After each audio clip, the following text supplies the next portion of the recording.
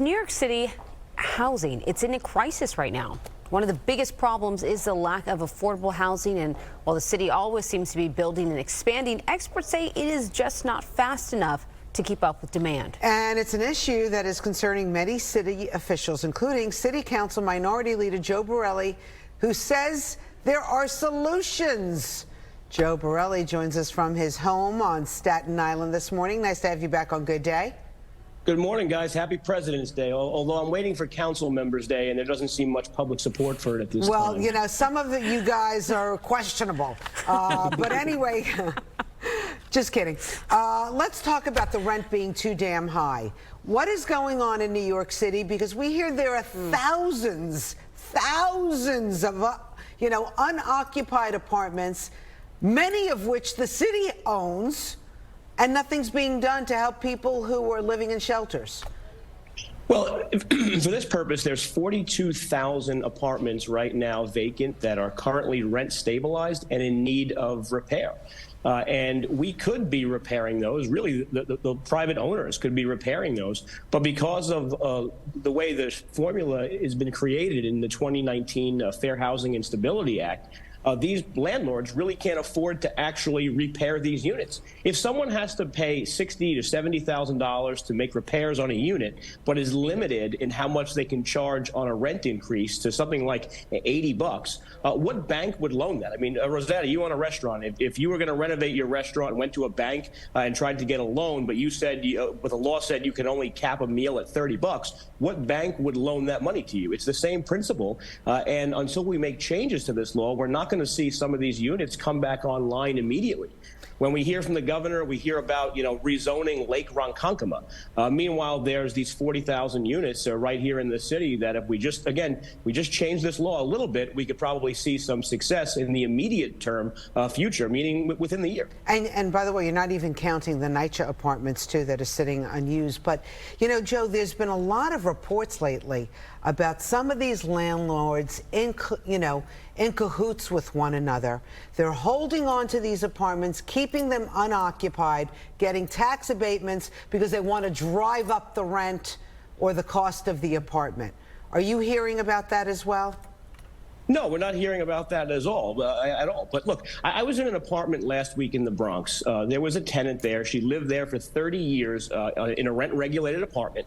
We should view that as a success. This apartment needs, in this particular case, needed $60,000 in work. The landlord could only raise the rent $89 on the next tenant, which, by the way, still would be well below market rate. It would still be a rent-regulated apartment. What these advocates want to do, and what they did in this 2019 law, was basically create a time capsule where property owners can't really change the way the property is rented.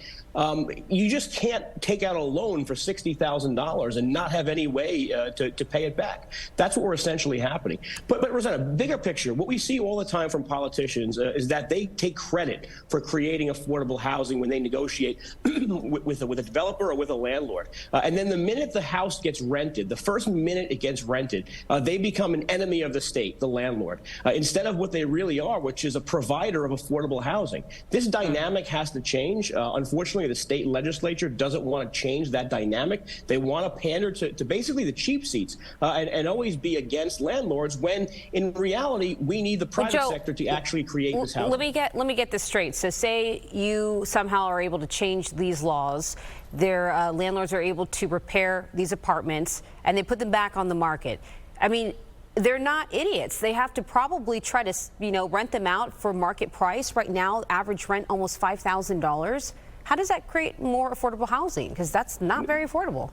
No, if we went back to before this 2019 law, it would still be a rent-regulated apartment, but the new rent would be based on a formula that allowed about 2.5% rate increase on rent for every $10,000 spent. And by the way, when these people have to renovate these apartments, half of the stuff they're doing is to comply with city laws and state laws, which the state legislature forces them to do anyway. And these aren't bad laws, lead abatement around windows, changing appliances. There's no reason why property owners shouldn't be required to do that in most cases. But again, when you're limited now under the new formula of 0.59% of only the first $15,000 you spent, the math isn't there. The economic reality isn't there. The ability for someone to take out capital to invest in an apartment based on the future earning just doesn't exist. Well, going back to NYCHA, I mean, they just had an abysmal year because last year, I think they only collected 65% of the rent that they were charging. That they've never seen any kind of numbers like that.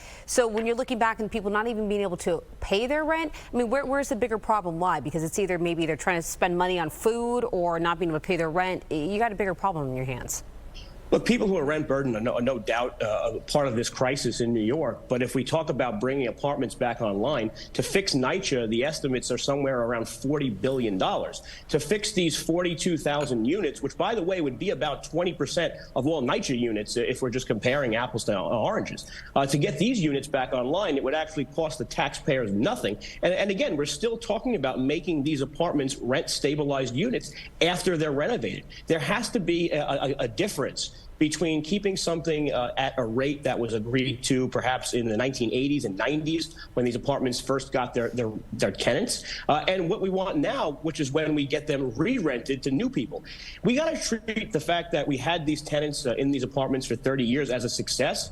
And start from scratch on the new tenants at a new rate. That would be an equal success as well. All right, Joe, listen, before you go, you got to tell us you're going to go meet Ron DeSantis, the governor of Florida. He's going to be on Staten Island. What's going on over there? So he's coming to Staten Island to do a meet and greet with some law enforcement, and we're certainly happy to have him.